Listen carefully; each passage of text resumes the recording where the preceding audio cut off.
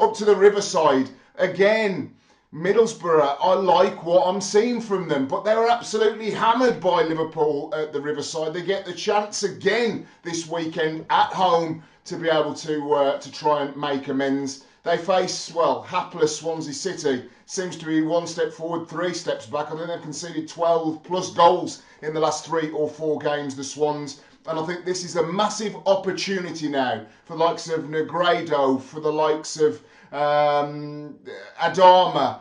to make hay at Middlesbrough, because the football is good, they just haven't scored the goals. So for me, I'm going to go Middlesbrough 3,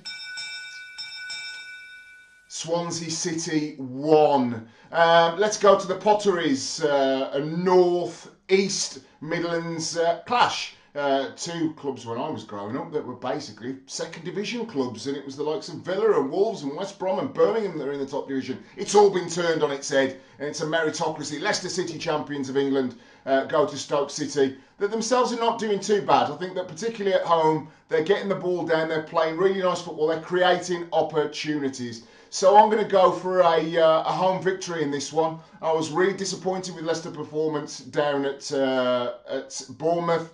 And I think that Stoke City at home is where they're going to be able to incrementally move on this season. I think there'll be a very healthy crowd there. Lots coming down from Leicester just down the road. They'll take their 4,000 allocation. So I'm going to go on the back of a good point against Southampton in the week. I'm going to go for Stoke 2, Leicester City 0. Let's go to Sunderland. And this one, they desperately need the points. They've been really poor this season. I think there's been a couple of bright sparks. For example, when they had 2 wins in 3 games about 2 or 3 weeks ago, but that doesn't matter. We're going to have 3 games in this week. So for Sunderland, didn't expect them to get much out of the Chelsea game, to be perfectly honest. They're at home. They face Watford, that were defeated 2-0 against Manchester City at the Etihad.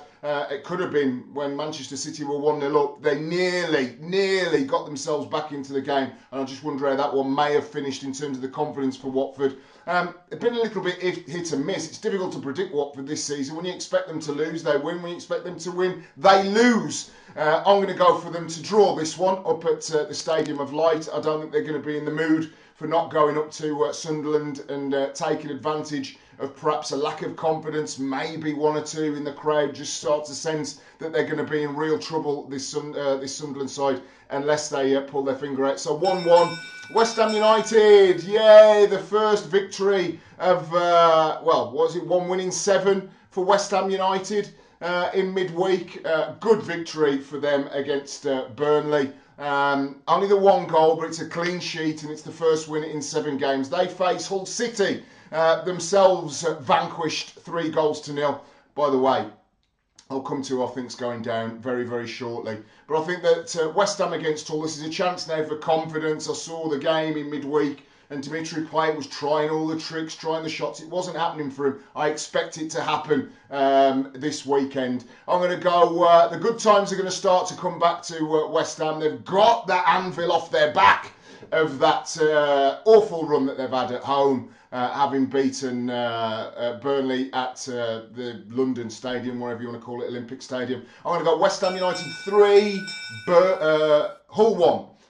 West Ham United 3, Hull 1. They already beat Burnley midweek. Welcome to Boyle Sports. Join today, place a tenner bet, and you'll get 20 quid in free bets. Come on!